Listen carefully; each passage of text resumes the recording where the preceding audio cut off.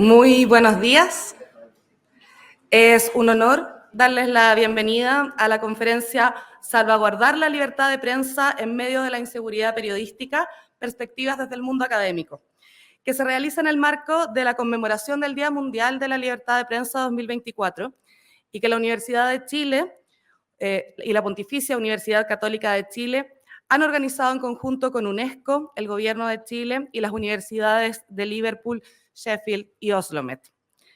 Saludamos al señor Ignacio Sánchez, rector de la Pontificia Universidad Católica de Chile, a la señora Rosa Devés, rectora de la Universidad de Chile, al señor Taufik Yelassi, subdirector general de UNESCO en Comunicación e Información, a la señora Camila Vallejo, ministra de la Secretaría General de Gobierno, que se unirá a esta ceremonia en unos momentos, a la señora Lilian Ferrer, vicerrectora de Asuntos Internacionales de la UC, a la señora María del Pilar Barba Buscaglia, vicerrectora de Extensión y Comunicaciones de la Universidad de Chile, a la señora Paulina Gómez, decana de la Facultad de Comunicaciones UC, a la señora Loreto Rebolledo, decana de la Facultad de la Comunicación e Imagen de la Universidad de Chile, y a todos todas los académicos, panelistas, estudiantes, organizadores y asistentes de esta conferencia que nos acompañan tanto presencialmente como online.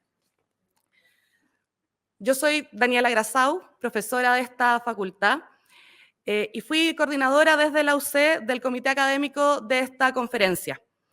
Desde que el gobierno y la UNESCO nos convocaron a la Universidad de Chile y a nosotros para este desafío, hasta ahora logramos en un tiempo récord, la verdad, consolidar un programa robusto del que estamos profundamente orgullosos. Hoy día se van a realizar 31 paneles durante todo el día, más 2 charlas magistrales, y van a presentar su trabajo 168 expositores de alrededor de 40 países. Ha sido un esfuerzo enorme que hicimos porque hablar de la libertad de prensa, de la libertad de expresión y de la seguridad en el ejercicio del periodismo es hablar de un pilar clave para el sustento de la democracia. Por ese esfuerzo, quiero agradecer a todos los que han hecho posible esta conferencia y en particular a Jimena Po y Claudia Lagos de la Universidad de Chile, a Magdalena Saldaña e Ignacio López de la Universidad Católica y al tremendo equipo de producción y comunicaciones que ha trabajado una cantidad de horas que no se imaginan para sacar adelante esta conferencia. Les pido un aplauso para todos ellos.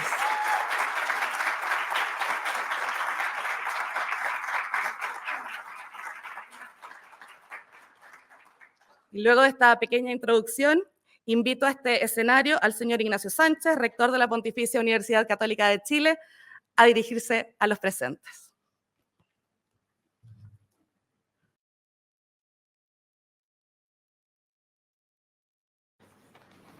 Muchas gracias, muy bienvenidos, bienvenidas a la Universidad Católica. Quisiera agradecer la invitación y, por supuesto, sumarme a las felicitaciones por la organización de esta excelente conferencia académica. Se va a unir, como se ha dicho, la ministra secretaria general de Gobierno, la señora Camila Vallejo, a quien saludo previo a su llegada. Muy especialmente a la rectora de la Universidad de Chile, la profesora Rosa Devés, con quien hemos tenido muchísimas actividades en el último tiempo y me alegra mucho que esta conferencia sea en conjunto las dos universidades. Un saludo muy especial al subdirector general de UNESCO para Comunicación e Información, señor Taufik Yelassi, a la decana de la Facultad de Comunicaciones de nuestra universidad, Paulina Gómez, a la decana de la Facultad de Comunicación e Imagen de la Universidad de Chile, Loreto Rebolledo, a las vicerrectoras de la Universidad Católica y la Universidad de Chile que están hoy día acá. De manera especial, saludo a los conferencistas, profesor Sebastián Valenzuela, que nos va a dar una conferencia muy prontamente, panelistas nacionales e internacionales, un número muy importante que se ha mencionado que están hoy día participando de esta actividad, autoridades universitarias, directores de medios de comunicación, representantes de asociaciones gremiales, de prensa, periodistas, académicos, invitados especiales, señoras y señores. En nombre de la Pontificia Universidad Católica de Chile, es un gusto dar la bienvenida en esta conferencia académica sobre Libertad de prensa en medio de la inseguridad periodística, organizada en el marco de las celebraciones del Día Mundial de la Libertad de Prensa y que se hace, como decía, en conjunto con la Universidad de Chile a través de las respectivas facultades de comunicaciones. El tema central que aborda la conferencia es muy relevante. La inseguridad periodística se produce desde múltiples aristas, desde la desinformación, la violencia digital, la inteligencia artificial como tecnología disruptiva, la censura, amenazas, violencia física, fake news, solo por nombrar algunos aspectos. Todos ellos impactan de manera muy notoria en la libertad de prensa, por cierto, que es fundamental para la democracia. La inseguridad periodística, por otra parte, representa, por tanto, la inseguridad de la democracia. Es de tal magnitud la problemática de la seguridad periodística que esta ha sido abordada en diferentes textos, declaraciones, resoluciones referidos a los derechos humanos y también a la seguridad de los propios profesionales.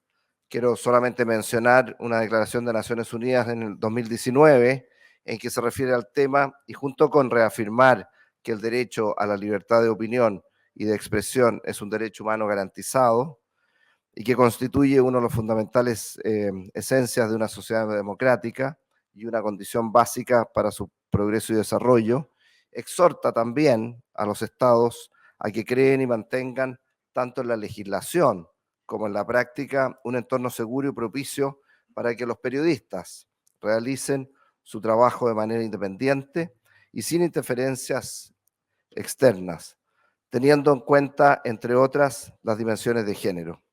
Así también, en su Asamblea General de octubre del 2020, el Consejo de Derechos Humanos hace un llamado a integrar la cuestión de la seguridad de los periodistas y la libertad de los medios de comunicación, y particularmente el acceso a la información en los medios en marcos de desarrollo de la Agenda 2030 para el Desarrollo Sostenible. En este trabajo periodístico, sin duda es clave la búsqueda constante de la verdad, con el único compromiso de contribuir al bien común. Es así que la prensa ha de indagar datos que apoyen sus historias y mostrar todos los ángulos de una información, ya que solo con datos y sin compromiso ideológico, la prensa se podrá acercar a su verdadero rol y hacer frente al flagelo de la desinformación. Si bien esta desinformación ha existido siempre, nunca antes había tenido la velocidad de propagación, la inmediatez y la amplitud que se observa hoy. Y es que la digitalización, las redes sociales, junto con democratizar la expresión y la información, también vuelve más difícil la certificación de los hechos. Por otra parte, la violencia es otro de los elementos que forman parte de esta inseguridad periodística. Son numerosos los profesionales que realizan su labor en entornos bélicos, de narcotráfico, de crimen organizado o de corrupción. Se trata entonces de periodistas que arriesgan su vida para informar oportuna y verazmente sobre estos acontecimientos. En la conferencia de hoy se presentarán los desafíos que enfrenta el trabajo periodístico, que son la violencia en el ejercicio de la profesión, la desinformación en la era de la inteligencia artificial, la formación periodística, amenazas, censura y varios otros. Quisiera celebrar esta iniciativa conjunta entre ambas universidades, que reúne académicos e investigadores tanto nacionales como internacionales para tratar el tema de la inseguridad periodística. Es bien notable, más de 160 ponencias en el día de hoy. Es una valiosa oportunidad para intercambiar experiencias y respaldar un trabajo periodístico sin ideología, centrado en el bien común y en la protección de la democracia. Quisiera finalizar estas breves palabras trayendo parte de la declaración conjunta sobre la seguridad de los periodistas, realizada en el año 2022 en el marco del Día Mundial de la Libertad de Prensa, emitida por los presidentes de la Asamblea General de Naciones Unidas en la Conferencia General de la UNESCO y del Consejo de Derechos Humanos. Cito, dice, es importante recordar la contribución de la libertad de expresión, la libertad de prensa y el acceso a la información a todos los demás derechos, como la educación de calidad, la erradicación de la pobreza, el acceso a la justicia y el cuidado de la salud. Cierro la cita. En consecuencia, creo que resulta fundamental para el desarrollo de los pueblos en democracia justicia y paz, como lo indica el título de la conferencia, salvaguardar la libertad de prensa y en especial resguardar la seguridad de nuestros periodistas. Muchas gracias, bienvenidos a esta actividad.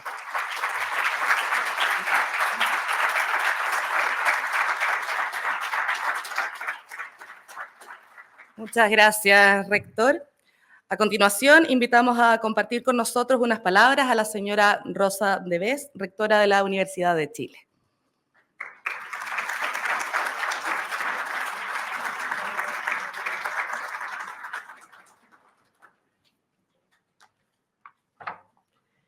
Muy buenos días a todas y a todos. Un gran gusto estar acá.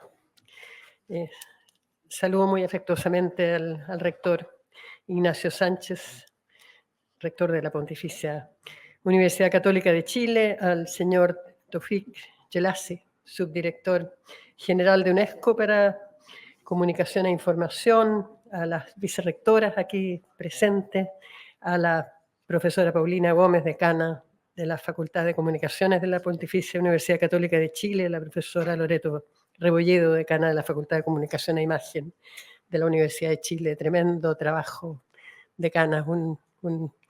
Realmente unas felicitaciones muy calurosas a ustedes y sus cuerpos académicos.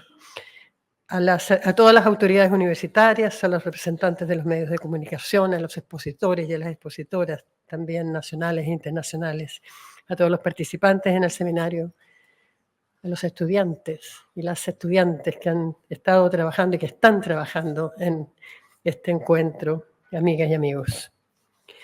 Para la Universidad de Chile es un honor formar parte de esta conferencia académica que se realiza en el marco del Día Mundial de la Libertad de Prensa y en cuya coorganización hemos participado junto a UNESCO, la Pontificia Universidad Católica de Chile, las universidades Oslo Met, Liverpool, Sheffield y los Ministerios de Relaciones Exteriores y Secretaría General de Gobierno. Saludamos asimismo que la conferencia global que se desarrolla en nuestro país haya colocado el foco en la importancia del periodismo y la libertad de expresión en el contexto de la actual crisis medioambiental mundial.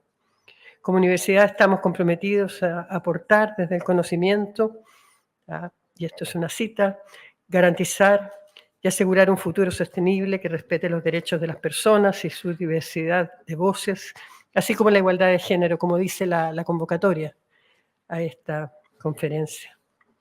El encuentro de hoy, titulado Salvaguardar la libertad de prensa en medio de la inseguridad periodística, nos convoca a reconocer los derechos a la libre expresión y la comunicación, así como la existencia de una prensa libre como condiciones inherentes de la democracia, como ya lo decía el rector.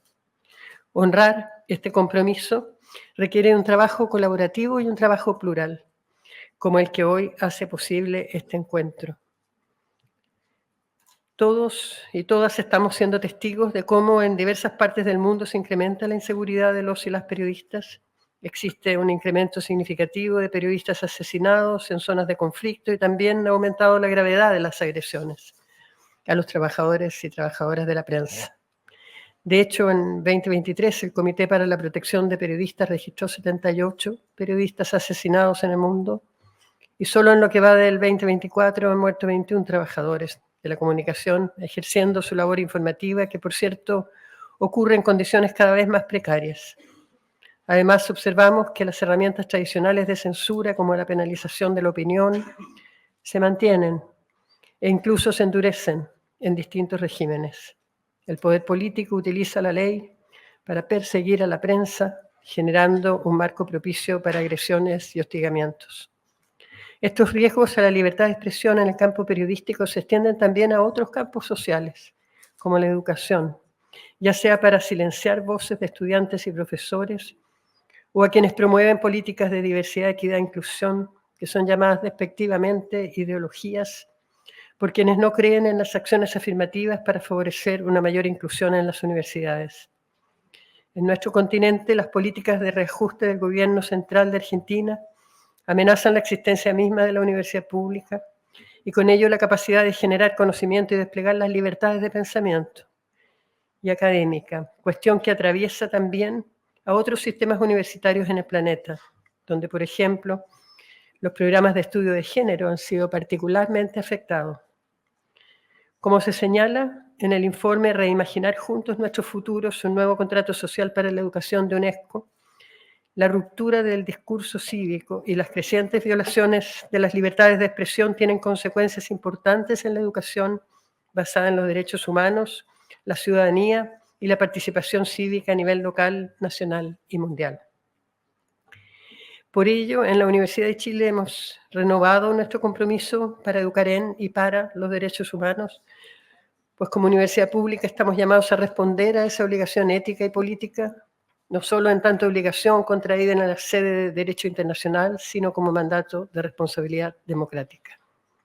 Celebramos que las características de los sistemas públicos de medios, los desórdenes informativos, el impacto de la inteligencia artificial, la desinformación, la construcción de audiencias en ambientes polarizados, entre otros temas, sean parte de los debates de esta jornada, con panelistas nacionales e internacionales a quienes les agradecemos su participación.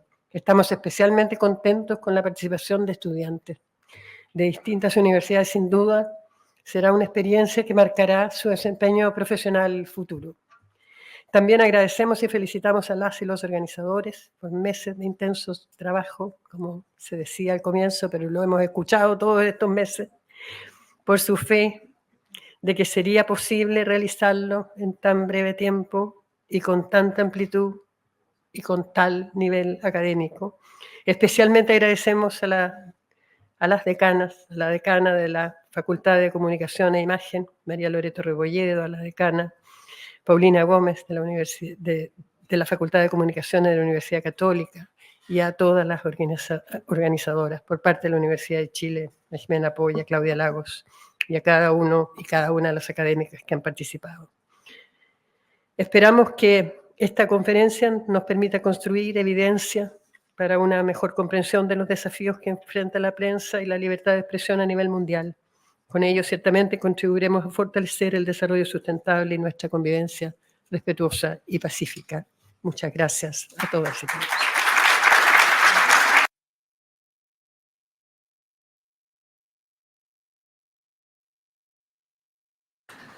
Muchísimas gracias, rectora Debes. A continuación, invitamos a dirigirse a los presentes al señor Taufik Jelassi, subdirector general de UNESCO en Comunicación e Información.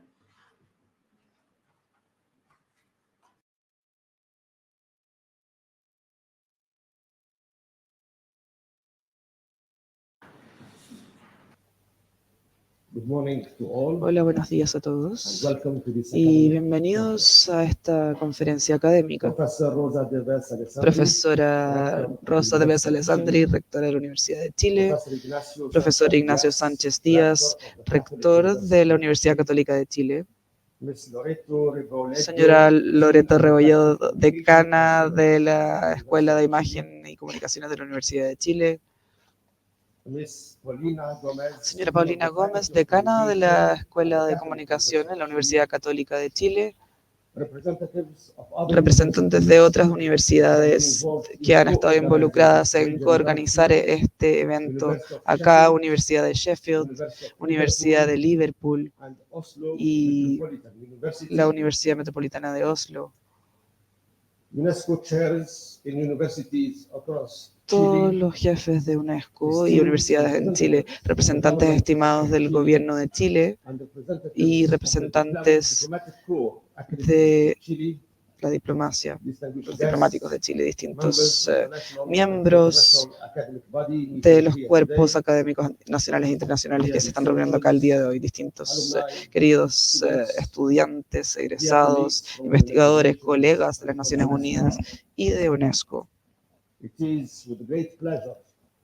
Con un placer y gratitud me dirijo a ustedes esta mañana en la apertura de esta conferencia académica tan importante. Estoy especialmente feliz porque por más de 35 años yo solía ser un profesor universitario, decano y ministro de Educación Superior e investigador. Entonces yo soy parte del mundo académico. Y soy nuevo entrante a la política y nuevo entrante en las organizaciones internacionales, como UNESCO. Pero el elemento común entre mi historial, mi carrera y lo que yo estoy haciendo acá como subdirector general de UNESCO es obviamente, lo importante es la educación. No es solo esto, pero también incluye ciencias y cultura. Como ustedes saben, la UNESCO es una organización especializada de las Naciones Unidas que está a cargo de la educación, la cultura, las ciencias, la información y la comunicación.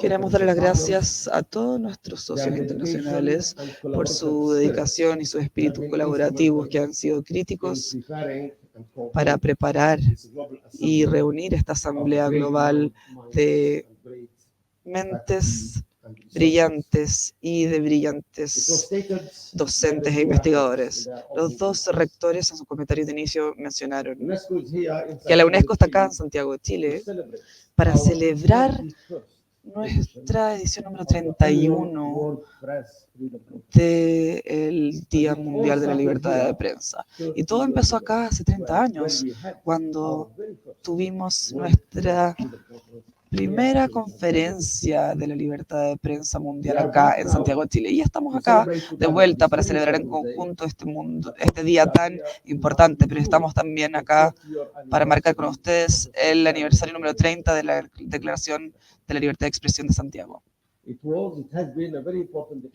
Ha sido una declaración muy importante, no solamente para Chile, no solamente para América Latina, pero para el mundo en conjunto. Estamos acá para proteger y promover la libertad de expresión, la seguridad de los periodistas, la libertad de prensa, en una era donde tenemos tantos desafíos, como ustedes saben, como se mencionó, también mencionó el rector. Estamos en una era de avances digitales y eso es bueno porque de cierta forma democratiza el acceso a la información, nos entrega un alcance global mediante las redes sociales y las plataformas digitales, pero obviamente, como todos saben, trae un nuevo conjunto de desafíos y de riesgos. Los riesgos que también se mostraron, ¿cierto? La desinformación, el riesgo de un discurso del odio, de ciberbullying, acoso en línea y otro tipo de contenido peligroso que se disemina y a la velocidad de la luz. ¿Qué podemos hacer al respecto? No podemos vivir, claramente. Ustedes pueden decir, sí, me conecto diariamente, a veces me conecto por 2 o 3 horas en las redes sociales y en las plataformas digitales. Pero estos canales digitales han sido una parte integral de la forma en la cual nos comunicamos, la forma en la cual trabajamos, incluso la forma en la cual realizamos negocios. Pero, ¿cómo podemos abordar esto? ¿Cómo podemos abordar la información que es un peligro público y es cada vez más un daño público? ¿Cómo podemos asegurarnos de que la de que la información se quede como un bien público? Obviamente, sabemos el poder de los distintos actores globales digitales que son dueños de estos canales y obviamente de manera colectiva tenemos que abordar esto. ¿Por qué? Por muchas razones, incluyendo que este año y el próximo año, bueno, saben que este año 2024 hay más de 80 elecciones nacionales que van a suceder en todo el mundo. 2,6 mil millones de votantes van a ir y enviar sus votos a las urnas. Esto es sin precedentes, es un hecho.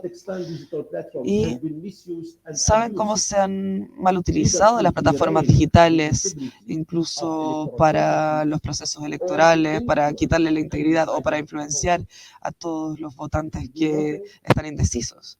Si no hacemos nada, las plataformas digitales se pueden convertir en algo muy complicado.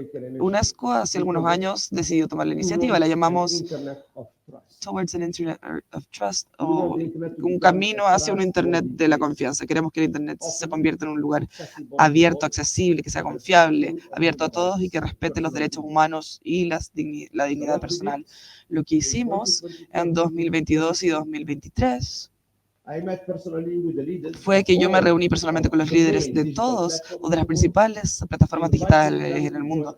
Los invité a unirse a nosotros porque nosotros queríamos un enfoque de múltiples participantes, múltiples actores, para poder crear pautas y principios para regular las plataformas digitales.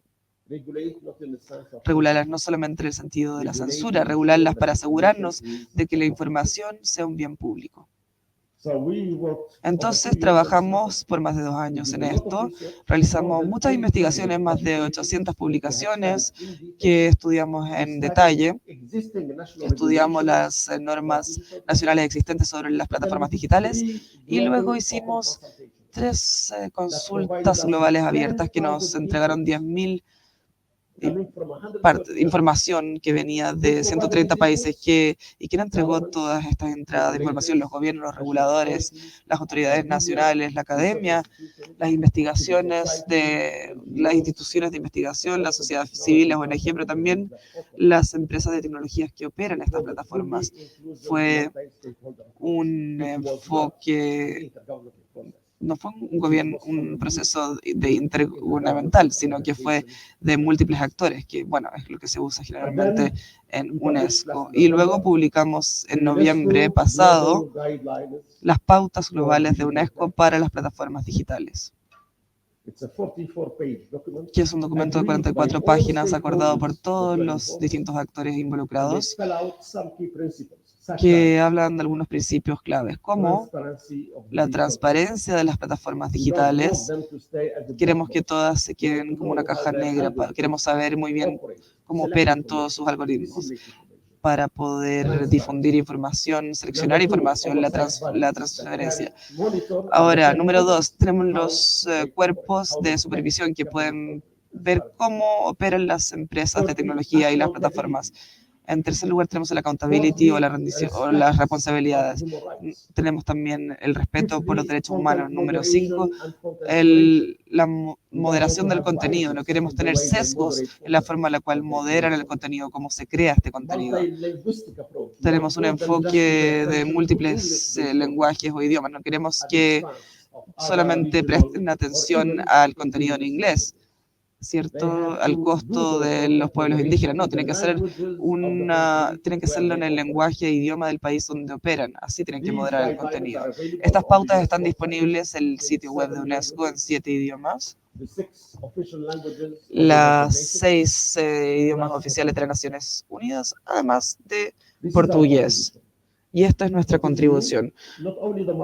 ¿Qué es lo nuevo? No solamente este enfoque de múltiples actores, sino que es el compromiso y el involucramiento de todos los que operan, las empresas de tecnología que operan todo esto para poder implementar estos principios. Esto es la consulta abierta más grande que se ha hecho en el mundo por cualquier organización de las Naciones Unidas. Y decimos que no es una respuesta final, es una contribución. Y nuestras pautas son un documento vivo que tenemos que revisitar y actualizar mientras va avanzando la tecnología. Un ejemplo es la inteligencia artificial generativa, que crea un nuevo conjunto de desafíos, pero también mientras avanza el esquema de información. Para nosotros la integridad de la información está en el núcleo de todo esto. ¿Por qué? Y quiero acá citar a María Areza. Buenos días, ministra. Es un placer verla. Saludamos entonces a la ministra Camila Vallejo, que estuvo en el corazón de la invitación del gobierno de Chile a la UNESCO para llegar a Santiago de Chile estos días y organizar esta conferencia. Muchas gracias por su liderazgo, ministra. Estaba diciendo que es muy importante asegurar la integridad de la información y abordar la desinformación. Y aquí me gustaría citar a María Areza, que muchos de ustedes conocen, o la mayoría de ustedes conocen, la periodista en las Filipinas que ha sufrido bastante durante la dictadura en este mismo lugar, que está con nosotros aquí en Santiago de Chile como una de nuestras invitadas. El 2021, en mayo del 2021, ella recibió el premio de la UNESCO de Libertad de Prensa Yarmo Cano en mayo de ese año, y en octubre de ese año, 6 meses después, ella recibió el Premio Nobel de la Paz. Ella es la primera entre una de las nominadas del 2021, 2022 y 2023. En cada uno de estos años, el ganador del Premio de Libertad de Prensa de la UNESCO, 6 meses después, han recibido el Premio Nobel de la Paz. Es una coincidencia muy feliz. Obviamente no somos consejeros de este comité, sin embargo estamos muy felices de que este comité en 3 años consecutivos haya premiado a periodistas por su valentía, por defenderse contra el poder, por contarnos qué es lo que está ocurriendo y por compartir la verdad con nosotros. El último receptor de nuestro premio, Narges Mahmoudi, el último mayo del 2023, un periodista encarcelado de Irán, en octubre del 2023, una vez más recibió el Premio Nobel de la Paz. Así que no me digan que el próximo octubre el ganador de nuestro premio que nosotros entregamos hace 2 días también va a recibir el Premio Nobel de la Paz. Lo deseamos, pero no lo sabemos. Vamos a citarla entonces. Ella dijo: sin los hechos no hay verdad. Sin verdad no hay confianza. Y sin confianza no hay una realidad compartida. Cuando dije que nuestra iniciativa era construir un Internet de la confianza, confianza en la información que nos encontramos, en los hechos que vemos, en la evidencia que hemos compartido con ustedes. Esto es tremendamente importante. Entonces vamos a seguir trabajando en combatir la desinformación, en combatir el discurso de odio en línea y también el acoso. Vamos a compartir algunas estadísticas de nuestros últimos estudios con respecto a la seguridad del periodismo. 73% de las mujeres periodistas están sometidas a un acoso digital. 73% de las periodistas mujeres sufren de este tipo de acoso, mucho más alto que el porcentaje de los periodistas varones. Son objeto de esto porque son periodistas y porque son mujeres. Este es un ejemplo entonces de la violencia de género digital. Ahora, si es que ustedes piensan que esto es malo, es incluso peor.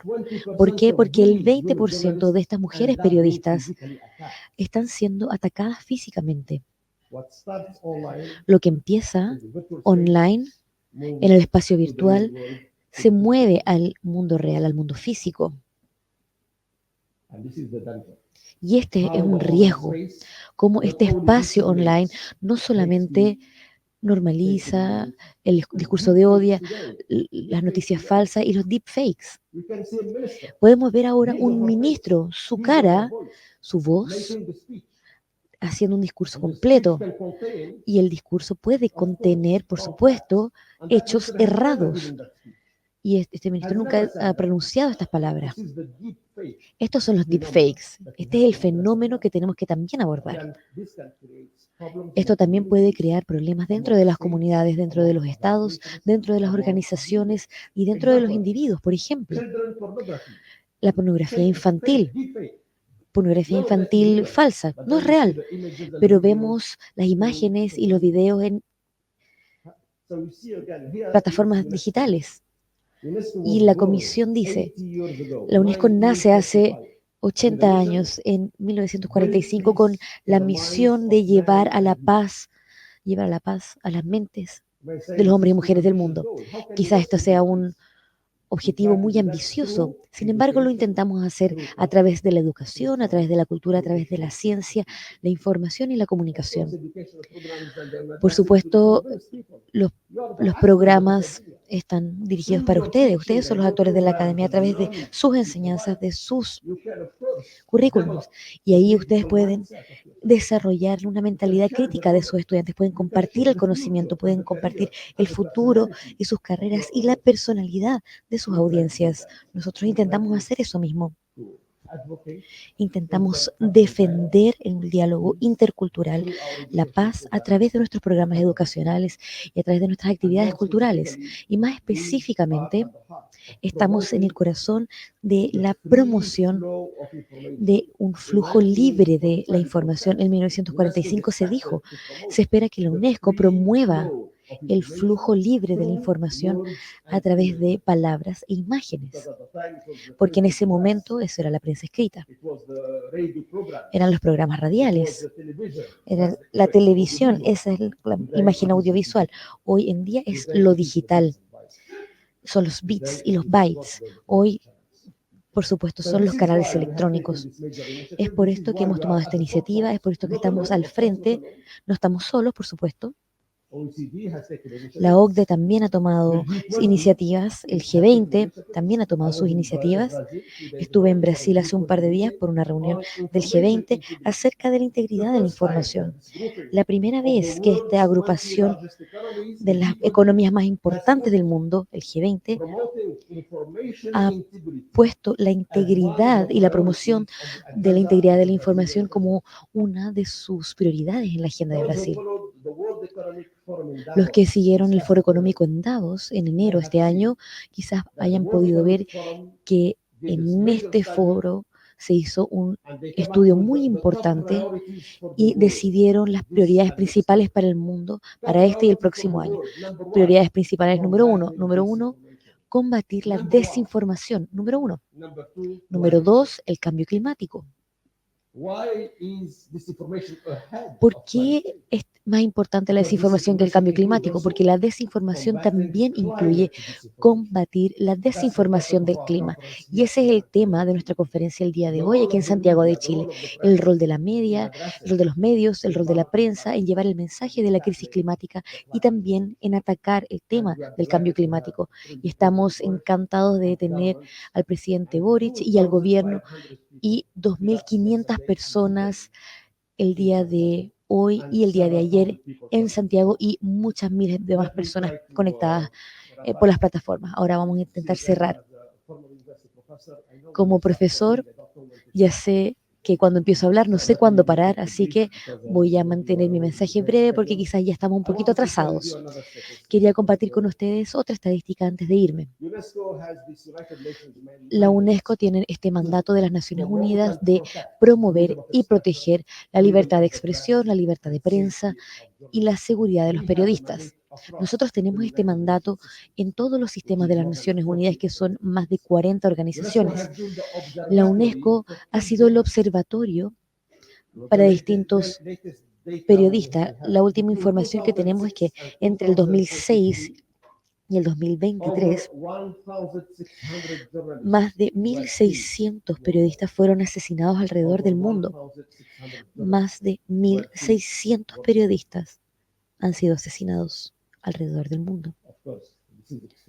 Por supuesto, esto es extremadamente malo y tiene que parar. O este número tiene que bajar de manera significativa. Y luego tenemos que combatir contra la impunidad de los crímenes cometidos contra los periodistas. ¿Cuáles son estas estadísticas? Antes era el 95%, ahora es el 83%, lo que significa que en 8 casos de estos no han visto un debido proceso judicial.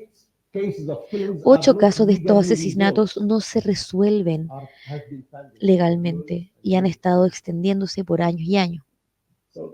Entonces, una vez más, si es que alguien puede matar a un periodista tan fácilmente y no recibir un castigo, ¿qué podemos esperar? El mismo número de asesinatos o menos. Tenemos que bajar el grado de impunidad. Y lo mismo pasa con los defensores medioambientales, lo mismo pasa con el cambio climático y temas relacionados. Tenemos 44 asesinatos de periodistas que solamente trabajan en temas medioambientales, 44 en los últimos 15 años. ¿Cuántos casos de estos se resolvieron en unos procesos judiciales? Solo 5. Solo 5 casos de 44 asesinatos. De nuevo, vemos una tasa muy alta de impunidad que, por supuesto, también es un tema muy importante para nosotros. Aquí voy a parar entonces y voy a decir que estamos muy felices de estar aquí. La conferencia ha sido tremendamente exitosa. He hablado con muchos participantes en los últimos 2 días. Nos queda todavía un tercer día, pero hasta el momento ha sido un éxito sobresaliente. Mis colegas me cuentan que este es el evento con participación física más alta. Tenemos a periodistas que vienen de todas partes del mundo. Algunos han viajado más de 40 horas en avión para llegar a Chile. Entonces tenemos una tremenda asistencia, tremendos oradores, mucha representación gubernamental y queremos aprovechar esta oportunidad para expresar la esperanza que juntos podemos crear, porque tenemos que tener este sentimiento de comunidad mientras vamos a enfrentar a otros actores importantes. Necesitamos su investigación, necesitamos sus publicaciones basadas en evidencia, necesitamos que ustedes se unan a nosotros. Y esta conferencia es un testimonio vivo de que están haciendo esto mismo a través de sus programas de investigación y de educación. Necesitamos asegurarnos de que las voces de los periodistas puedan continuar cumpliendo su noble misión y así contarnos qué está ocurriendo en las 5 esquinas del mundo, que puedan defenderse contra el poder y que nunca cedan al momento de decir la verdad, que digan toda y la verdad completa. Que este diálogo intelectual el día de hoy nos ayude a lograr nuestros objetivos, a pavimentar nuestro camino para el futuro, para que los jóvenes periodistas puedan ser un pilar de la democracia. Gracias.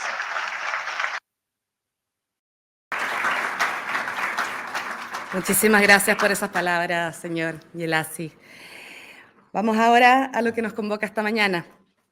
El doctor Sebastián Valenzuela es profesor asociado y director de investigación y creación de esta facultad. Participa como investigador asociado en 2 centros de investigación interdisciplinarios, el Instituto Milenio Fundamento de los Datos, donde lidera el área de desinformación, y el Núcleo Milenio en Desigualdades y Oportunidades Digitales, NUDOS, donde participa en la línea de desigualdades informativas. Dirige el panel científico del nuevo Panel Internacional de Entornos Informativos, IPE por sus siglas en inglés. Es experto en comunicación política, periodismo y medios sociales, temas en los que ha escrito más de 90 publicaciones científicas, incluida la 3ª edición del libro Setting the Agenda, de News Media and Public Opinion, en coautoría con Maxwell Malcolms. Las investigaciones del profesor Valenzuela han sido premiadas en múltiples instancias internacionales y han sido destacadas en medios como el New York Times y la revista Time, entre otros. Hoy tenemos el honor de presentarlo para que dicte la conferencia Cuando los algoritmos son editores, cómo las redes sociales, la inteligencia artificial y la desinformación alterarán el consumo de noticias. Lo recibimos en este escenario con un aplauso.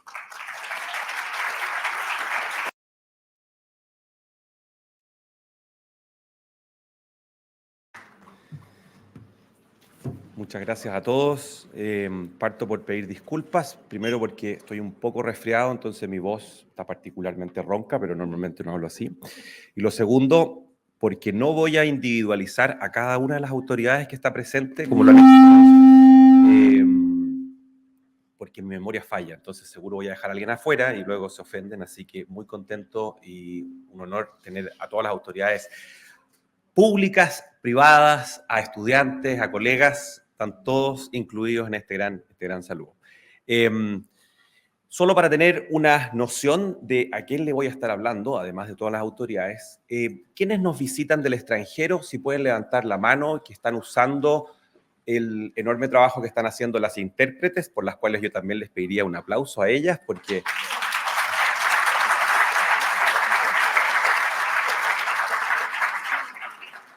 al ser una conferencia internacional, uno que habla español de Chile tiene que particularmente adoptar un español o castellano neutro, ¿no? Así que también hay los que me conocen van a sorprenderse de mi pausada voz, no hablo normalmente así.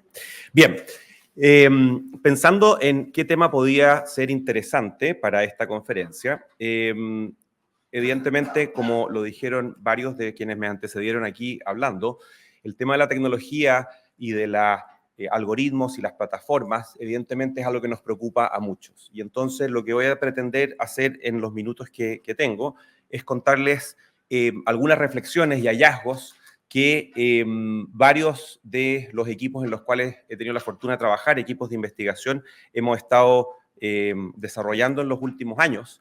Y con la idea, sobre todo, de dejar reflexiones. No tengo tantas respuestas. Me encantaría poder decirles los algoritmos son buenos, son malos, nos hacen esto, no, pero más bien fomentar una discusión que seguramente con las sesiones que van a haber después en el día van a poder tocar algunos de esos temas. Entonces, lo otro es que en honor a la conferencia global que tenemos, la presentación está bilingüe, eso sí, ¿ya? Entonces hay conceptos que están en castellano y a la derecha van a ver que está también en inglés, ¿vale? Bueno, lo primero que uno tiene que pensar cuando uno está discutiendo temas de tecnología y particularmente lo que nos convoca a mí, por lo menos ahora, que es el asunto de los algoritmos, es que, querámoslo o no, vivimos en un mundo algorítmico. Cuando los algoritmos se nos aparecen en las redes sociales, en las plataformas de streaming, en las búsquedas de Google, cuando hablamos con Siri o con Alexa, cuando hacemos compras online e incluso cuando interactuamos con el sistema público. Muchos de los servicios del Estado, por ejemplo, adoptan e usan algoritmos y también la inteligencia artificial. Y evidentemente en el caso del periodismo, no ha estado ajeno a este fenómeno. Hace muchos años que varios medios de comunicación experimentan con el periodismo automatizado, por ejemplo, en que noticias de deportes o de economía son redactadas por robots. Los medios también han desplegado diversos sistemas de personalización en sus sitios web y aplicaciones móviles, con el fin de atraer y retener a los usuarios, a lo que antes conocíamos como la audiencia, a través de estos sistemas automatizados, a través de la inteligencia artificial y de los algoritmos. Por lo tanto, la popularidad que han tenido los algoritmos ha captado la atención de muchos distintos stakeholders, ¿no? Medios, académicos y público, pero para quienes particularmente estamos en el mundo de la investigación en comunicación, llevamos muchos años estudiando a las plataformas sociales, cuyo funcionamiento es potenciado en gran parte por los algoritmos que trabajan, tratando de entender de qué forma contribuyen o no a tener una ciudadanía más informada o más desinformada, si producen o reducen la polarización política y así sucesivamente. Entonces, la preocupación por los algoritmos y las plataformas que hemos tenido, muchos en la academia, se sustenta en gran medida por el poder. Es un asunto de poder. Es el poder que ejercen los algoritmos y las plataformas, etcétera, y tecnologías que están apoyadas en estos algoritmos, el poder que ejercen sobre nuestras vidas y sobre la sociedad, ¿no es cierto? Este poder se manifiesta de múltiples maneras. Como aparece ahí, podemos resumirlo, tratando de hacer una suerte de síntesis, de que existen tres miradas o tres dimensiones de este poder que tienen los algoritmos, ¿no? Podríamos hablar, en un primer lugar, del poder que tienen, intrínsecamente los algoritmos en las personas y en distintos, ¿no es cierto?, sectores de la sociedad. Los algoritmos, por ejemplo, se ha estudiado, en algunos casos, buscan tratarnos de persuadir o convencernos de hacer algo, de hacer clic o de prestarle atención a un tipo de contenido. A veces incluso pueden llegar a coercionarnos, por ejemplo, cuando ciertos algoritmos no nos permiten hacer ciertas cosas que nos gustaría hacer con los medios, o a la vez también nos permiten, a veces, nos premian. Por ejemplo, al poder hacer ciertas selecciones o al ofrecernos ciertos contenidos que están basados en nuestras preferencias, tenemos una mejor experiencia, ¿ya? Esa es una forma tradicional de entender la dimensión del poder que tienen los algoritmos sobre las personas. Pero también uno podría plantear otras dos dimensiones, ¿no es cierto? Que es de qué forma una mirada en que los algoritmos empoderan, ¿no es cierto?, que es la segunda dimensión, empoderan o usan a través de los algoritmos ciertos sectores o grupos se empoderan, ¿no? Por de pronto los algoritmos empoderan a quienes los programan, ¿no es cierto?, a quienes los diseñan, a las plataformas que normalmente contratan, ¿no es cierto?, a programadores y a diseñadores, y obviamente su negocio está precisamente en, a través del despliegue de estos algoritmos, poder conseguir, ¿no es cierto?, ganancias. Empodera, por ejemplo, a los avisadores y también, ¿por qué no decirlo?, a los medios de comunicación, que también los emplean, ¿no? Entonces aquí lo que estamos hablando es de qué forma los algoritmos mantienen, crean, aumentan o disminuyen el poder de ciertas distintas instituciones, actores, empresas, etc. Y finalmente tenemos una dimensión del poder que ejercen los algoritmos sobre, o sea, las personas que tienen poder sobre los algoritmos. Y en este caso particular estoy pensando en, por ejemplo, gente como el señor Elon Musk o Mark Zuckerberg, ¿no es cierto?, por poner nombres muy específicos, que son quienes son, al ser dueños de las plataformas más grandes que emplean la mayor cantidad de algoritmos, son quienes tienen el poder de poder alterar, ¿no es cierto?, o adaptar estos algoritmos, ¿no es cierto? Ahora, al destacar el poder que tienen las plataformas y sus algoritmos sobre nosotros, esta es una sola parte de la historia, ¿ya? No podemos olvidarnos que con todo el poder que estas tecnologías tienen, no elimina, y esa es un poco la visión que muchos de nosotros tenemos, no elimina el poder de agencia de los usuarios de estas tecnologías. Siempre está la capacidad de las personas, de nosotros, los usuarios de estos algoritmos, de poder adaptar, moldear, domesticar, resistir y usar estas tecnologías de formas particulares y diversas. Entonces, mi propuesta en esta presentación es tratar de poder juntar estas dos miradas. Por una parte, delinear el impacto que tienen las plataformas y sus algoritmos, incluyendo obviamente muchos de estos algoritmos entrenados con inteligencia artificial, en cómo informan o desinforman a las personas, pero al mismo tiempo delinear cómo las personas emplean, y por usar parte de la jerga técnica de comunicaciones, ¿cierto?, cómo domestican a su manera estas nuevas tecnologías, ¿no? Entonces, la primera mirada tiende a ser considerada históricamente como más bien pesimista, en el sentido de que los algoritmos nos hacen cosas a nosotros, pero la segunda mirada tiende a ser un poco más optimista en términos de el poder y la autonomía que tienen los usuarios al enfrentarse y usar estas, ¿no es cierto?, tecnologías. Ahora, hemos hablado varios minutos, yo estaba hablando de la palabra algoritmo, pero por supuesto no hemos definido lo que es un algoritmo. Y probablemente muchos de ustedes hablan, escuchan, ¿cierto?, comentamos sobre los algoritmos, pero a la hora de preguntar una definición, no es tan fácil. ¿El algoritmo es una plataforma? ¿El algoritmo es una tecnología? ¿Qué es lo que es un algoritmo? Si uno se va a la definición más básica, la que se usa mucho en informática y en computación, un algoritmo es algo bastante simple, como está ahí graficado en ese diagrama de flujo. Básicamente es una serie de pasos o de reglas prediseñadas que se crean para poder resolver un problema. Entonces, por ejemplo, las plataformas sociales emplean algoritmos basados en inteligencia artificial y aprendizaje automático que aprenden a clasificar los contenidos en función de su relevancia y del engagement, ¿no es cierto?, que genera en los usuarios. Entonces, las reglas son, dependiendo de lo que las personas vayan haciendo en redes sociales, el algoritmo, en el fondo, con las reglas que tiene prediseñadas, va produciendo un output, una suerte de despliegue de nuevo contenido basado en lo que las personas, ¿no es cierto?, han hecho antes. Un sistema de input y de output, ¿cierto?, de entrada y de salida. Y esto explica que lo que se muestra en redes sociales, siguiendo con el ejemplo de contenido, es altamente personalizado, pero a la vez, por supuesto, este conjunto de reglas es altamente opaco e invisible. Es más, lo comentaban en la presentación anterior, de que muchas veces este conjunto de reglas opera como una caja negra, ¿no? Una caja negra que es opaca, que no entendemos bien, sabemos que nosotros hacemos algo y sabemos que, por ejemplo, en el caso de las plataformas, nos muestran a continuación algo, pero no tenemos muy claro cuáles fueron estas reglas que hicieron que mi acción de input deriva en un output específico.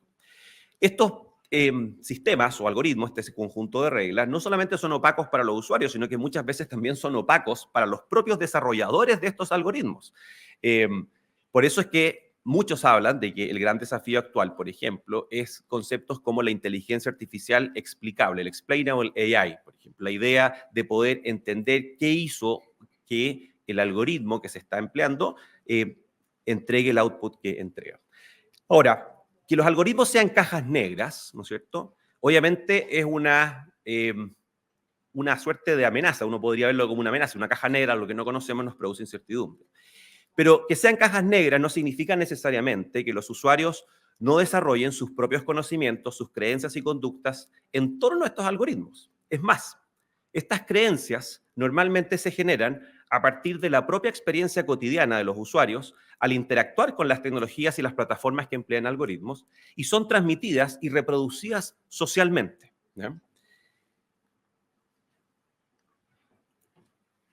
Entonces, hasta ahora, lo que más sabemos, lo que más hay datos, lo que no es caja negra, es, en el sentido, desde la mirada de los usuarios sobre los algoritmos, es qué es lo que hacen, ¿no es cierto? Es la mirada conductual, qué es lo que hacen los usuarios con los algoritmos, ¿no es cierto? Hasta qué grado, por ejemplo, en el caso del mundo de las noticias y en el caso del periodismo, hasta qué grado la actividad de informarse de la actualidad y de exponerse a las noticias es influenciada por los algoritmos de las plataformas tecnológicas. Esto es lo que más tenemos datos. Por ejemplo, a veces se piensa que toda plataforma social online, por el mero hecho de ser digital o plataforma social, la consideramos como es un algoritmo, ¿no? Por esto se produce la confusión de plataformas sociales, algoritmos, es lo mismo. Y no es lo mismo.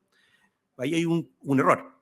Porque hay plataformas sociales que, por supuesto, en la mayoría de los casos, operan con algoritmos bastante simples. Por ejemplo, incluso podríamos decir, como en el caso de WhatsApp, que casi no son algorítmicas, no con la función de channel, sino con la función que normalmente nosotros usamos de grupos y de personas, en el sentido de que el único algoritmo ahí que uno podría, o conjunto de reglas que uno podría definir con WhatsApp, es que te tiene que mostrar la información de manera sincrónica, es decir, y cronológica, ¿no es cierto? El último mensaje que está abajo no está determinado por la cantidad de likes, por la cantidad de emojis que le pusimos, sino que está determinado por el último que habló en el grupo, ¿ya? Entonces, por eso yo digo, en ese sentido, WhatsApp uno podría pensarlo casi como una plataforma no tan algorítmica, ¿ya?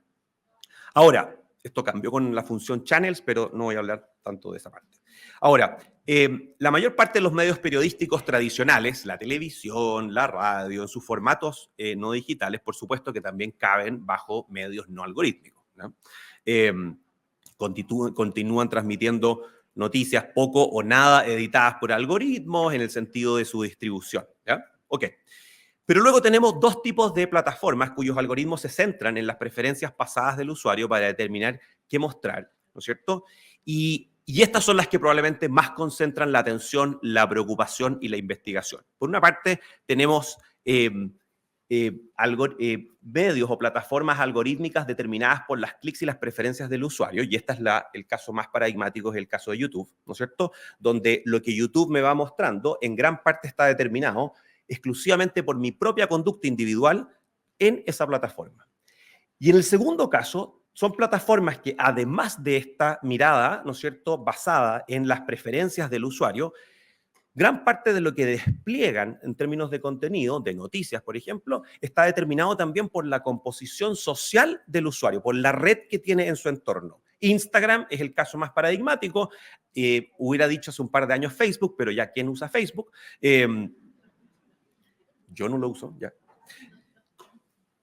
Lo que quiero decir es un entorno un poco complejo. Ahora, ¿qué es lo que sabemos en torno a estos distintos algoritmos? Es que, independientemente de cómo uno clasifique las plataformas, si son algorítmicas basadas en el usuario o basadas en el usuario más su entorno social, el punto concreto es que ya a estas alturas, a muy pocos de acá, les debiera sorprender si yo les cuento que, basado en datos como los siguientes, las fuentes algorítmicas de noticias, sea como sea que uno los defina, en el caso de Chile, estoy mostrando aquí los datos del último reporte del Digital News Report, que todos los años la Universidad de Oxford, en alianza, incluso en el caso de Chile, con académicos acá de la Universidad Católica, elabora encuestas donde va preguntándole a las personas qué es lo que hacen con los medios de comunicación, cómo se informan. Y a nadie le debiera sorprender mucho de que hace varios años ya que las redes sociales, las plataformas algorítmicas, son una fuente casi central, si no la primera, o dentro de las más importantes que tienen las personas para informarse. Los medios tradicionales, año a año, van perdiendo, ¿no es cierto?, espacio, van perdiendo atención. Estos datos de esta institución, por supuesto, son consistentes con los datos que muchos de nosotros acá, que hacemos encuestas o monitoreo de conductas de los usuarios, hemos ido también obteniendo, en el sentido de que las fuentes algorítmicas están entre las más importantes a la hora de informarse de la actualidad y de captar la atención de los usuarios. Entonces, que las personas usen como principal fuente de noticias, por ejemplo, medios y plataformas cuyo contenido está determinado en mayor o menor medida por los algoritmos, no nos dice necesariamente mucho sobre cómo los propios usuarios y las personas perciben y qué es lo que creen en torno a estos algoritmos que, como hemos dicho, en muchos casos son cajas negras, pero eso no obsta a que las personas vayan desarrollando sus propias formas de poder tratar de entender cómo funcionan estos algoritmos y qué lidiar al respecto.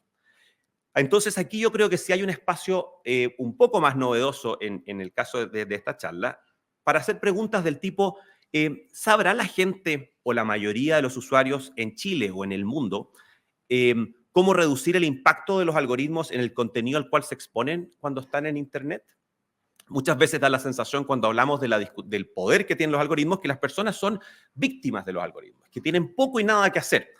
Pero esto es una pregunta empírica. Probablemente muchos de ustedes que conocen el concepto de algoritmo tienen ciertas técnicas, ciertas estrategias para lidiar con estos algoritmos. Por ejemplo, saben de que cada vez que hacen clic en YouTube, el video más parecido al que ya hicieron clic se les va a volver a mostrar y entonces tratan de corregir aquello. Son prácticas como informales, ¿no? Entonces, esa mirada es la que nosotros en los últimos años, en los diversos proyectos, particularmente en el caso del núcleo milenio Nudos, hemos tratado de ir entendiendo y resolviendo.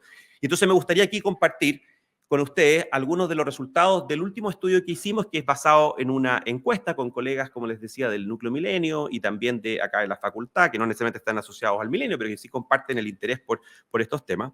Y lo que hicimos específicamente fue entre diciembre del año pasado, del 2023, y enero de este año, encuestamos a más de 2.200 personas a lo largo de Chile, en el norte, en Gran Santiago, en la Quinta Región, en Concepción y Talcahuano, en distintas, digamos, quiero decir, regiones a lo largo de Chile, para tratar de entender, dentro de las muchas cosas que nos interesaba, particularmente esta mirada de cuánta conciencia tienen las personas en Chile sobre el rol que juegan los algoritmos y qué estrategias adoptan para poder lidiar con ellos a la hora de pensar en el consumo, ¿no es cierto?, de noticias que están, como les decía, gran parte determinadas por los algoritmos. Entonces, una de las preguntas que hacíamos, muy simple, pero era para partir, porque no había mucha evidencia disponible en el caso de Chile. Entonces, una pregunta que hacíamos era partir por lo más básico, que era si ha escuchado, ¿no es cierto?, el término algoritmo en relación con Internet y la computación. Y de esta muestra de 2.200 y tantas personas en Chile, el 77% de las personas, gran parte de las personas, dijo sí, se ha escuchado el concepto de algoritmo. Esta cifra, de alguna forma, es muy equivalente al grado de penetración de Internet y al grado de uso de redes sociales. Es decir, prácticamente cualquier persona que tiene un teléfono con plan de datos o con Wi-Fi ha escuchado ya el concepto de algoritmo. Entonces, dado que la mayoría de las personas les suena el concepto, pasábamos a preguntarle, bueno, más allá de saber qué es lo que el algoritmo, ¿qué es lo que sabe al respecto?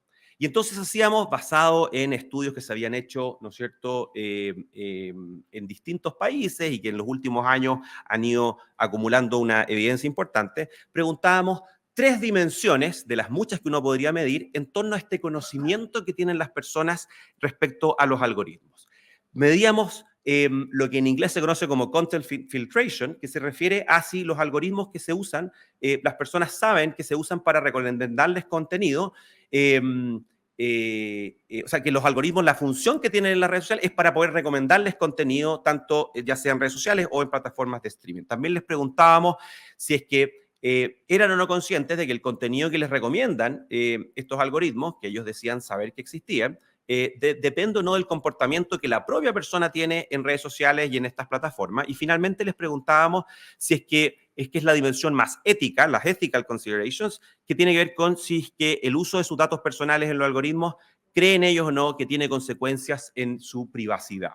Para cada una de estas preguntas, no voy a mostrar el detalle, pero en promedio hay un altísimo grado de conciencia, es decir, las personas sí son capaces de reconocer no solo que existe este concepto llamado algoritmo, pero que no lo tiene mucho, sino que incluso son capaces de darse cuenta, la gran mayoría de ellas, de que estos algoritmos hacen ciertas cosas, ¿no? Esto es muy parecido a que no es necesario ser un mecánico experto en autos para poder manejar un auto. Probablemente ni uno de nosotros que no se dedica a la mecánica entiende necesariamente el funcionamiento del motor, pero sí entendemos y hacemos ciertas cosas, ¿no es cierto?, que nos permiten poder ir de un lado hacia otro sin chocar, ¿no es cierto? Bueno, aquí es un poco la misma idea. Entonces, también medimos, aparte de este conocimiento tan básico, algo que era más entretenido que esto, que era, a partir de este conocimiento, las conductas que hace la gente, qué es lo que hacen, qué estrategias adoptan, ¿no es cierto?,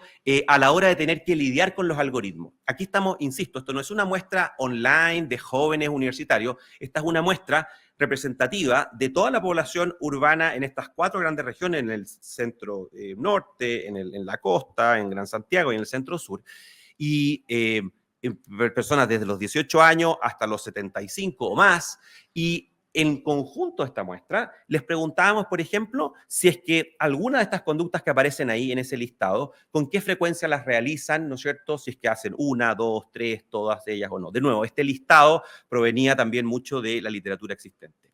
Y una de las cosas que nos empezamos a dar cuenta rápidamente es que la gran mayoría de personas obviamente no hace todas estas estrategias a la hora de poder domesticar o tratar de lidiar con estos algoritmos que influyen en la información que recibe, pero sí adoptan ciertas estrategias. O sea, no es verdad que las personas son completamente víctimas pasivas o usuarios pasivos del algoritmo, sino que al contrario, son capaces, aún sin entender realmente cómo funciona el algoritmo, de que hay ciertas cosas que ellos pueden hacer, que están a su alcance, para poder, ¿no es cierto?, contrarrestar los efectos negativos que en este caso particular tenían que ver con el filtrado de contenido. Cuando los algoritmos me van cerrando, ¿no es cierto?, la diversidad de contenido, de opciones, de puntos de vista que yo puedo ir, ¿no es cierto?, exponiéndome a través. Entonces, aquí vamos encontrando una visión un poco más consistente con esta idea de agencia, que para agentes tienen agencia, pero por supuesto también encontramos que hay mucha varianza, es decir, hay muchas personas que no hacen nada, muy pocos que hacen todo y una gran mayoría que se distribuye entre algunas actividades. Entonces, las estrategias de combate y de aceptación de los algoritmos, uno podría pensar qué es lo que hacen o no las personas. De alguna u otra forma también dependen de los beneficios y de las desventajas que las propias personas van percibiendo de estos. ¿Por qué digo esto? Porque una de las cosas que encontramos es que la correlación entre conciencia algorítmica y estrategias o conductas para contrarrestar este filtro algorítmico están positivamente correlacionados. Para ir empezando en la última parte de la presentación, ¿qué significa todo esto? ¿Por qué es importante este tipo de evidencia? Bueno, para poder contestar esa pregunta, me gustaría centrarme en pensar en alguna de las teorías populares, en inglés este concepto se conoce como folk theories o teorías populares, de cómo opera la búsqueda y la exposición a información noticiosa en el contexto actual, ¿no es cierto?, que está muy dominado por lo online y por las plataformas sociales, como lo dije hace un momento. ¿Ya?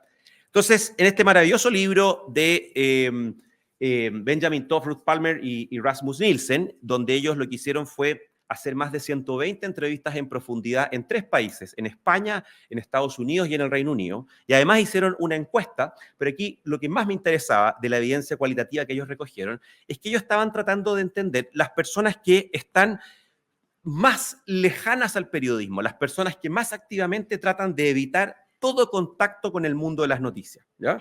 Porque ustedes saben que este es un fenómeno creciente, no solo en estos 3 países, sino en el mundo entero. El concepto de los evasores de noticias o los famosos news avoiders.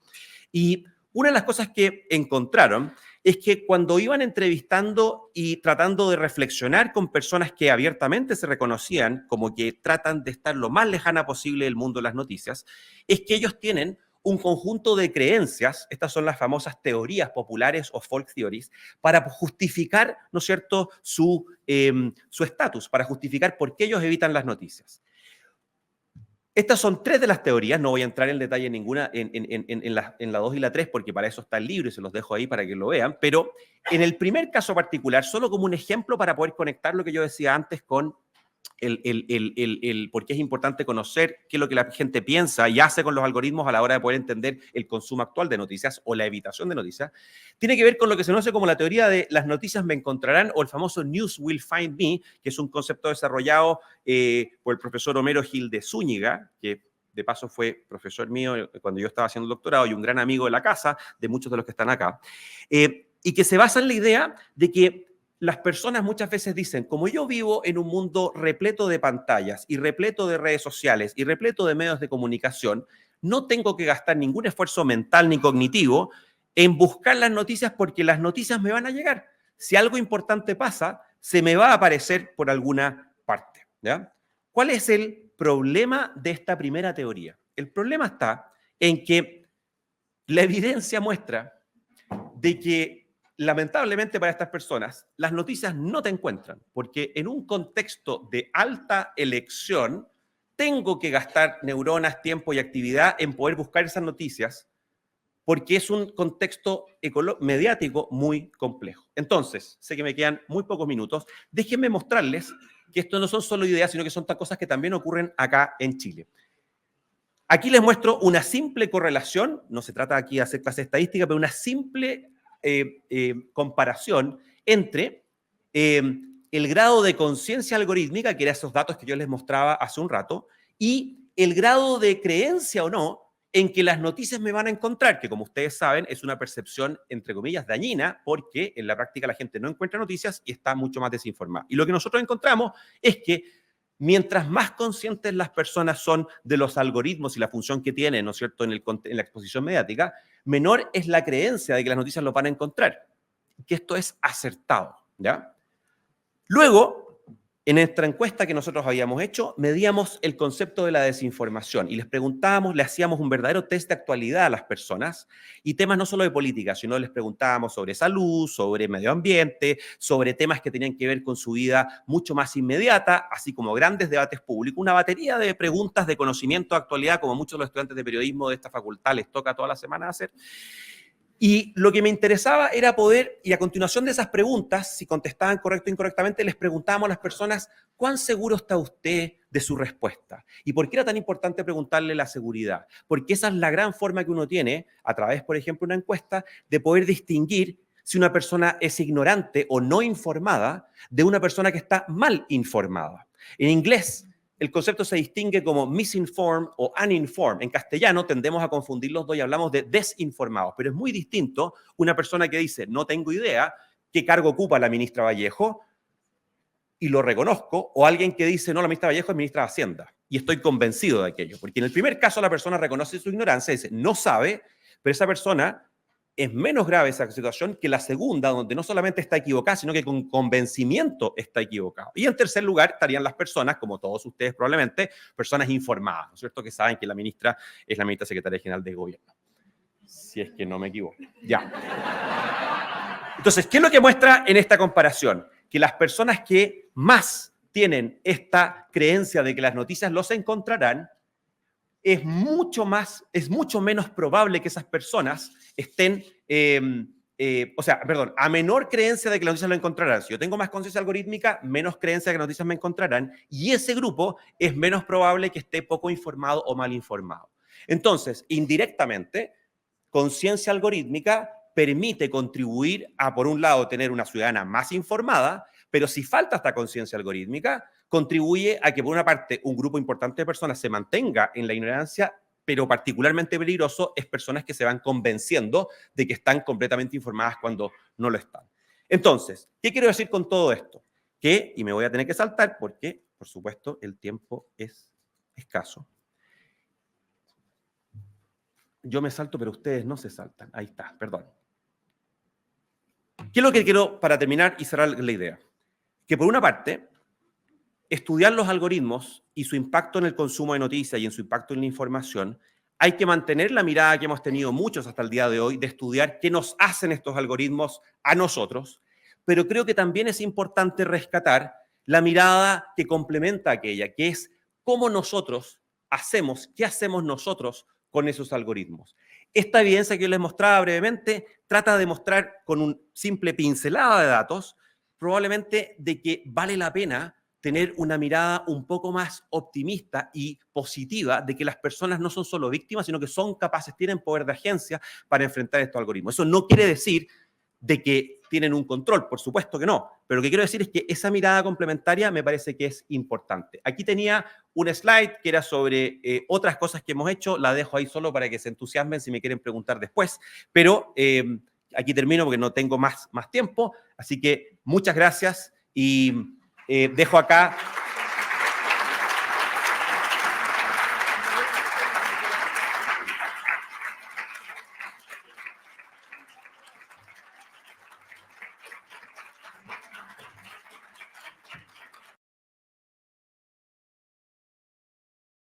de dejarles ahí el código QR porque si no Daniela me va a retar. Ya, muchas gracias. Damos las gracias al profesor Sebastián Valenzuela. Yo sé que seguramente van a quedar muchas preguntas y por eso los vamos a invitar también a conversar después en el café o durante la jornada con él.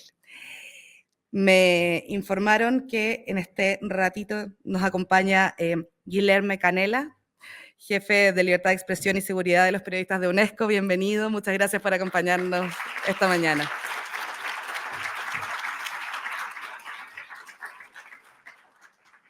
Vamos a invitar ahora a la señora Camila Vallejo, ministra de la Secretaría General de Gobierno, a dirigirnos unas palabras.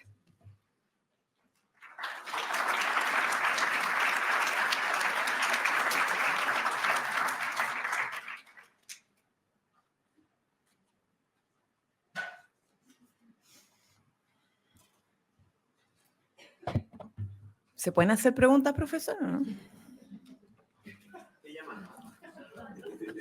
Me quedé con las ganas, pero después quizá podemos conversar. Bueno, ¿tomaron café todos y todas? Esto va a ser largo. No, mentira, voy a ser muy breve porque sé que ha sido una mañana difícil. Hemos tenido jornadas bien intensas y un sábado en la mañana, obviamente que quizá la energía baja un poco. Yo misma.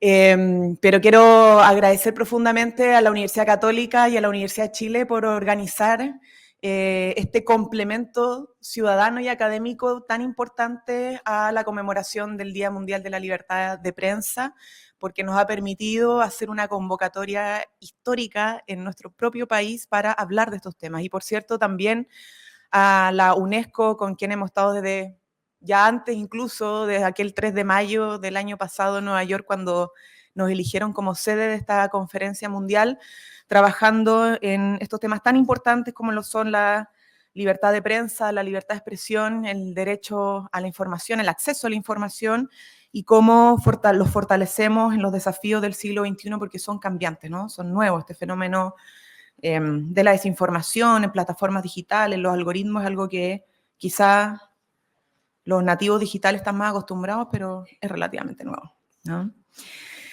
Bueno, quizá tampoco sumarme a todos los vocativos, mencionar uno por uno, pero ya los rectores, las directoras, vicerrectoras, a la autoridad en general, al mundo académico, a las y los periodistas, los estudiantes, activistas, en fin, todos quienes han estado acompañándonos en este día tan importante, en estas jornadas tan importantes.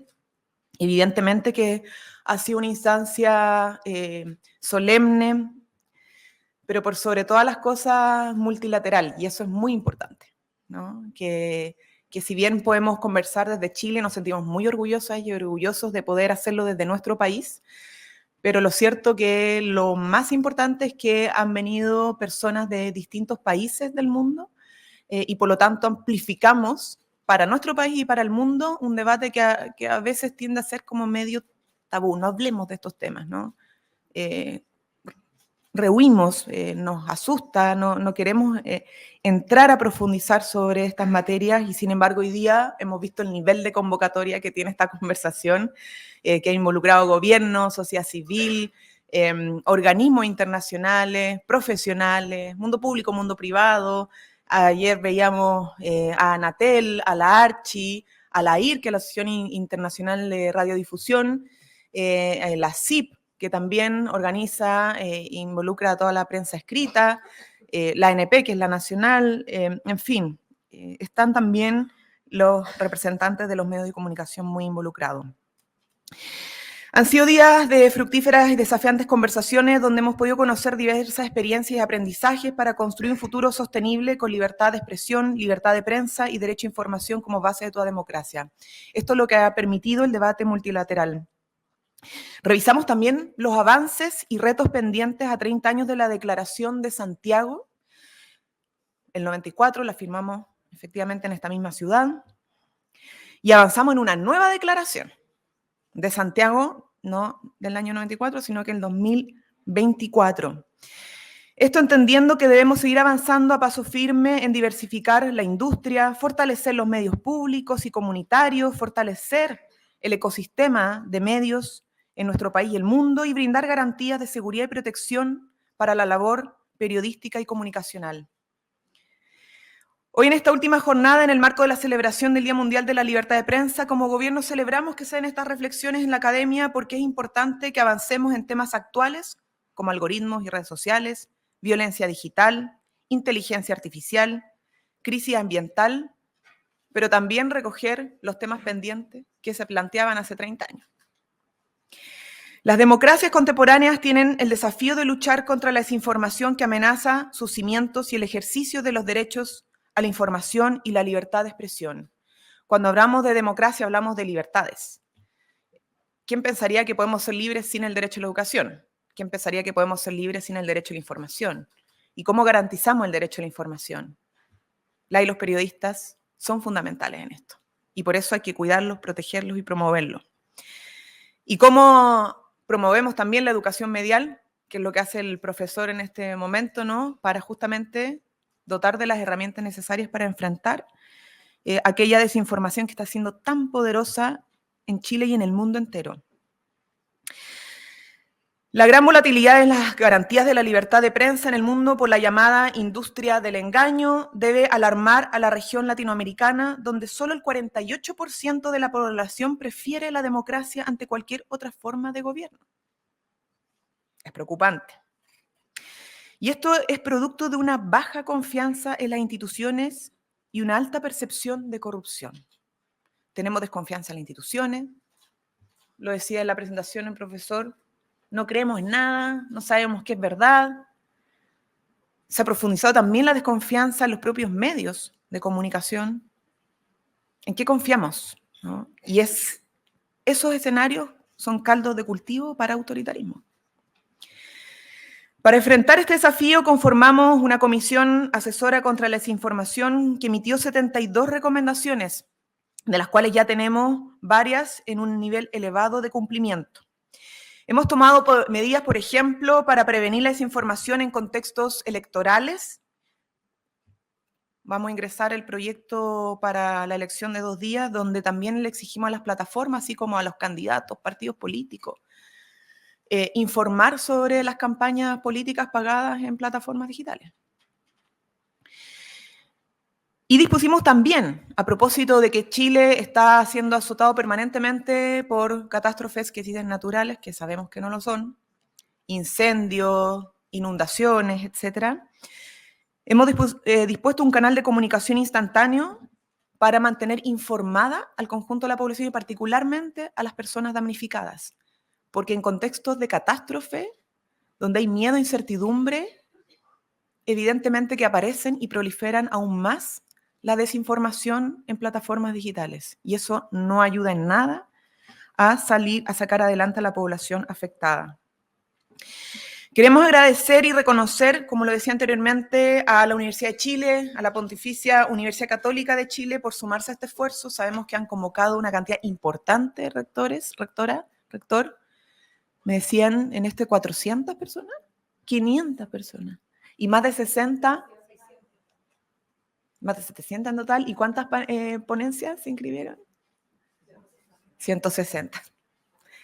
Maravilloso, o sea, creo que demuestra el total interés en estos temas y qué bueno que estas 2 universidades tan ejemplares hayan liderado este esfuerzo. Ayer supimos que nuestro país, y esto es una buena noticia evidentemente, subió 31 puestos en el índice mundial de la libertad de prensa de Reporteros Sin Fronteras. Nos estamos ubicando en el puesto 52. Subimos considerablemente, pero todavía quedan grandes desafíos. Veníamos a la baja desde el 2016 en este reporte, a la baja consistente. De hecho, el 2022, cuando nosotros ingresamos al gobierno, la noticia al momento de ingresar era que habíamos bajado como 5 o 6 puntos y evidentemente el asesinato de Francisca Sandoval había contribuido porque demostraba el crimen de violencia contra las y los periodistas en contexto particularmente del estallido social. La organización mencionó que la voluntad del gobierno para crear un entorno más seguro para las y los profesionales de medios contribuyó a esta subida, pero la voluntad no es suficiente. Hay que tomar acciones. Nosotros reafirmamos el compromiso con la libertad de expresión, la libertad de prensa y el derecho a la información al ser fundamentales para la profundización democrática. Los cimientos democráticos se ven amenazados cuando vemos que la labor periodística enfrenta represalias en el mundo, que coartan su actuar, que obstaculizan que la ciudadanía reciba información verídica para participar en el debate público. Hace 2 días premiábamos al presidente del Sindicato de Periodistas Palestinos porque están siendo asesinados en Gaza, pero no solamente en Gaza. En el mundo lamentamos la persecución política, el amedrentamiento y los asesinatos de cientos de periodistas en el mundo entero. Hemos sabido de denuncias de graves violaciones a los derechos humanos cometidas contra estos periodistas y personas trabajadoras de las comunicaciones durante distintos contextos de conflictividad social y en Chile también en el contexto de estallido social. Estos hechos son, sin lugar a dudas, intolerables y no debiesen tener cabida en ninguna democracia, por lo que debemos tomar medidas acorde a nuestros tiempos y estándares internacionales. Por eso, como gobierno, indicamos un proyecto de ley que nació en mayo del 2022 y que busca brindar un marco de protección a periodistas y personas trabajadoras de las comunicaciones. No olvidemos que junto a un periodista, una periodista también hay un fotógrafo, un camarógrafo, hay un editor, hay mucha más gente involucrada en el trabajo que permite el ejercicio de la libertad de prensa y la comunicación. Incorporamos en este proyecto la perspectiva de género, atendiendo que las mujeres que se desarrollan en esta industria están siendo cada vez más expuestas a distintos tipos de violencia en razón de su género. Hemos tenido muchos casos de mujeres periodistas que son violentadas permanentemente y particularmente en las plataformas digitales. Incorporamos el reconocimiento a las personas trabajadoras independientes de medios comunitarios que realizan labores de este tipo como sujetos también de protección. No olvidemos que en la Declaración de Santiago del año 94 ya se hacía mención a la necesidad de reconocer los medios comunitarios. No teníamos legislación. En la transición se incorporó una ley para reconocer a los medios comunitarios y hoy día seguimos trabajando en ese reconocimiento a través de la entrega de fondos, de apoyo, de capacitación. Porque para que haya libertad de prensa necesitamos que el ecosistema medial sea siempre más diverso y que incorpore las distintas realidades y los distintos tipos de medios de comunicación y siempre estén mejorando sus estándares. Establecimos una definición de labor comunicacional para acotar el alcance de esta ley, porque claro, siempre cuando hablamos, cualquiera podría tener una labor comunicacional, ¿no? Y hay que definir y acotar efectivamente también para hacer que las leyes sean efectivas. Esperamos que la jornada de hoy nos entregue reflexiones y evidencia para formular mejores políticas públicas en esta materia y valoramos el compromiso de la academia siempre en hacer las preguntas, que es parte de su trabajo, en hacer estudios basados en la evidencia y también siempre esperamos las recomendaciones desde la política. Siempre decimos, por favor, el diagnóstico, pero también ojalá nos ayuden a encontrar las soluciones que no son para nada fáciles, no están dadas, no hay bala de plata, pero que siempre son positivas de recoger desde el mundo político. A las futuras generaciones de periodistas que ya están haciendo una gran labor, aún no habiéndose titulado, pero que ya hacen una gran labor y nos enseñan también mucho, el llamado a hacer suyos los principios éticos del periodismo, como la imparcialidad, la veracidad y la objetividad, que es más difícil, evidentemente. Con estos contribuirán a que avancemos como país y como sociedad a nivel mundial en la lucha contra la desinformación y, por lo tanto, en el resguardo y protección al derecho de la información de nuestros ciudadanos y ciudadanas. En la protección de estos principios fundamentales para nuestra sociedad, construimos democracia. construimos y promovemos democracia. El resguardo de la libertad de prensa, el mejoramiento permanente de los estándares del ejercicio del periodismo contribuyen a construir mejores sociedades y mejores democracias. Confiamos en que en esta discusión se entregarán importantes insumos para que la juventud que busca desempeñarse en este medio en el futuro reciba una educación acorde a los tiempos y a los desafíos que enfrentamos como sociedades para proteger nuestras democracias. La perspectiva de género, el desafío de enfrentar con objetividad y veracidad los impactos del cambio climático, el fenómeno de las plataformas digitales, el comportamiento de la inteligencia artificial y cómo esto repercute en la vida cotidiana de las personas, son temas de nuestros tiempos y tenemos que aprenderlos y aprenderlos con H para que en el ejercicio, en el andar de la profesión, cada cosa que hagan sea un granito de arena para la construcción de sociedades más justas, más inclusivas, más democráticas y donde los ciudadanos y las ciudadanas podamos caminar cada vez más libres y empoderados.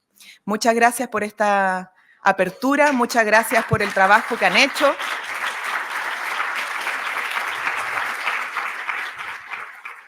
Y esperamos que siga siendo estos momentos la oportunidad de que profesores como Sebastián y otros académicos, a Ingrid Bachmann, teníamos aquí una gran mujer académica que si no fuera por estos espacios no alcanzaría a llegar a aquellos lugares donde estos temas no eran debatidos. Así que gracias a ustedes y esperamos continuar escuchándolos, no solamente en el Día Mundial de la Libertad de Prensa, sino que en todos los desafíos que vienen adelante. Muchísimas gracias.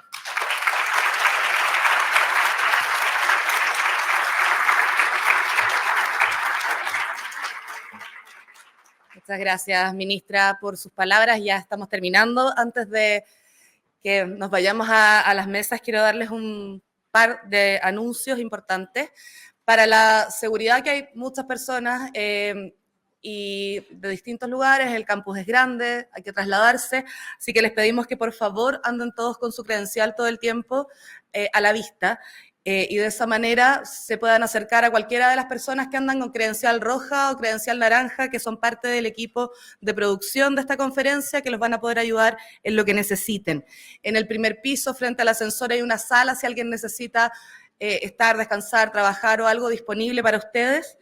Y a las 13 horas nos vamos de acá a la Casa Central de la Universidad de Chile. Si alguien no sabe cómo llegar, también van a haber monitores esperando en el patio de la facultad para acompañarlos hacia allá. Acá tienen toda la información, está puesto en pantalla también este QR con el programa para que revisen todas las ponencias que vienen ahora. Van a haber 7 salas en paralelo durante la mañana en 2 bloques, 6 salas en paralelo durante toda la tarde en 3 bloques, son 31 paneles, así que revísenlo. Las personas que están en línea tienen todos los links en el programa de YouTube o de Zoom para que se puedan conectar. Y ahora empezamos inmediatamente con los paneles, así que los invito a todos a que se dirijan a la sala que más les interese. Muchísimas gracias y muy buenos días a todos.